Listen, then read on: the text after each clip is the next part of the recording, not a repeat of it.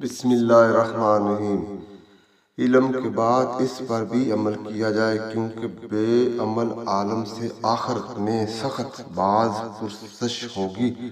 ایک روایت میں ہے، حضرت عبداللہ ابن مسعود رضی اللہ تعالی عنہ بیان کرتے ہیں کہ رسول اللہ صلی اللہ علیہ وآلہ وسلم نے ارشاد فرمایا، قیامت کے دن ابن آدم کے قدم اپنے رب کے سامنے سے ہٹ نہیں سکتے جب تک کہ اس سے 4 چیزوں کے بارے میں سوال نہ کر لیا جائے۔